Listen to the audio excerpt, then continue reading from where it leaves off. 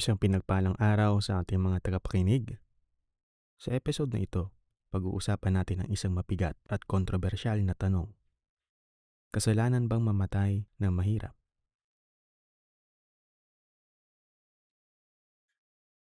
Maraming tao ngayon, lalo na sa religious circles, ang nagtuturo na kapag tunay kang blessed ng Diyos, dapat mayaman ka.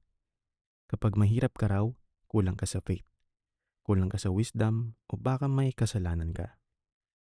Pero totoo ba iyon ayon sa kasulatan? At ano ba talaga ang perspective ng the Most High tungkol sa yaman, kahirapan, contentment, at righteousness? Sa episode na ito, sisilip tayo hindi lang sa canon scriptures, kundi pati sa apokrypha gaya ng Book of Sirach, 2 Esdras, Wisdom of Solomon, at iba pa. Hindi ito para i-glorify ang kahirapan, pero hindi rin para sambahin ang pera. Kaya kung handa ka na, simulan natin. Ang mundo ay nagsusukat ng tao sa pera. Napansin niyo ba? Kapag mayaman ang tao, automatic successful, automatic na blessed, at automatic na may favor ng Diyos. Pero kapag mahirap, tamad daw, kulang sa diskarte, kulang sa pananampalataya, o baka raw cursed. Pero hindi ganyan tumingin ang The Most High. Sa panahon natin ngayon, sobrang naging sukatan ng halaga ng tao ang trabaho, sahod, bahay, kotse, negosyo, at social status. Pero sa scripture, maraming beses biniliktad ni Yeshaya ang standards ng mundo. Sinabi ni Yeshaya, "Blessed be ye poor, for yours is the kingdom of God." Luke chapter 6 verse 20. Hindi ibig sabihin nito na automatic righteous ang mahirap. Pero ipinapakita rito na hindi hadlang ang kahirapan para tanggapin ng Diyos. Si Yeshaya mismo ay hindi namuhay sa luho. Pag-isipan natin to. Kung required pala ang pagiging mayaman para masabing blessed, bakit si Yeshaya of Nazareth ay hindi namuhay bilang earthly king na may palasyo habang nasa lupa? Sinabi niya, "The foxes have holes, and the birds of the air have nests, but the Son of Man hath not where to lay his head." Matthew chapter 8 verse 20. Malalim ito.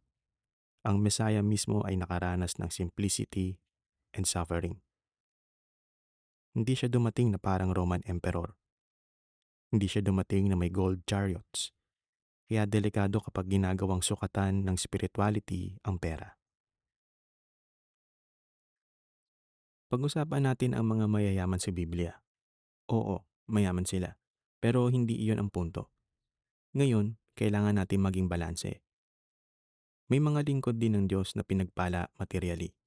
Gaya ni na Abraham, Isaac, Jacob, Solomon, at si Job pagkatapos ng trials. Pero tandaan, ang yaman nila ay hindi proof ng perfection. Halimbawa si Solomon, binigyan siya ng wisdom at yaman. Pero anong nangyari kalaunan? Unti-unti siyang naligaw dahil sa karangyaan, alliances, maraming asawa, at compromise. Kaya ang yaman ay hindi automatic sign ng spiritual victory. Minsan pa nga, pagsubok ito. Sinasabi rin ng kasulatan na ang pag-ibig sa pera ay delikado. Hindi sinabi ng scripture na evil ang pera mismo. Ang sinabi, "For the love of money is the root of all evil." 1 Timothy chapter 6 verse 10. Hindi money ang problema, kundi ang love of money. Kapag pera ang identity mo, pera ang Diyos mo, pera ang source ng security mo, doon nagiging problema.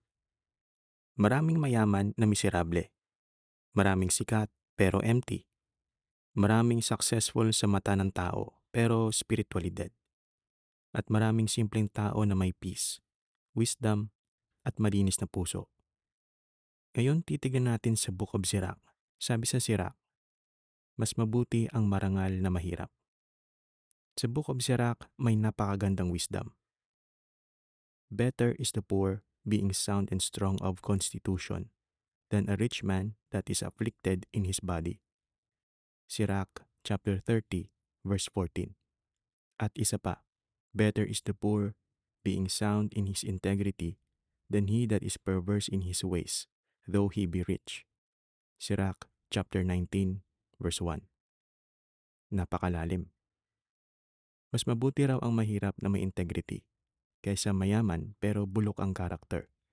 Kasi sa dulo, hindi madadala sa judgment ang bank account mo. Dadalhin mo ang gawa mo. Hindi din tama ang tamarin. Ngayon, maging honest tayo. May ibang tao rin kasi ginagamit ang contentment para takasan ang responsibility. Iba ang simple living sa katamaran. Sabi ni Paul, if any would not work, neither should he eat. 2 Thessalonians chapter 3 verse 10. Hindi tinutukoy rito ang may sakit, walang opportunity, oppressed, o hirap makabangon. Ang tinutukoy rito ay yung ayaw kumilos kahit kaya naman. Kaya bilang believers, dapat masipag, responsable, marunong humawak ng resources at hindi abusado.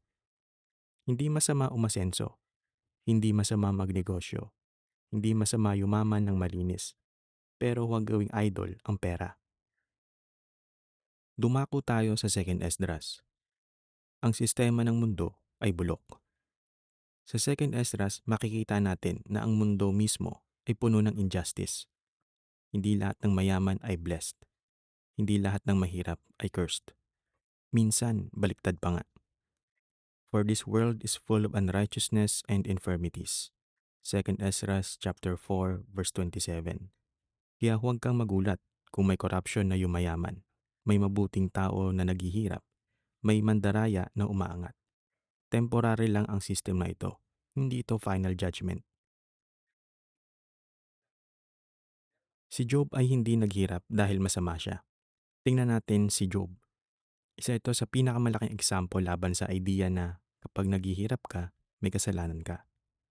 Dahil si Job ay matuwid, pero nawalan siya ng ari-arian, anak, kalusugan, at peace. At ano ang ginawa ng mga kaibigan niya? Inakusahan siyang may hidden sin. Parang maraming tao ngayon, kapag naghihirap ka, may kulang siguro sa faith mo. Pero mali ang ganong mentality. Minsan ang suffering ay test, refinement, o bahagi ng mas malaking plano ng Diyos. Pag-usapan natin ang tunay na yaman.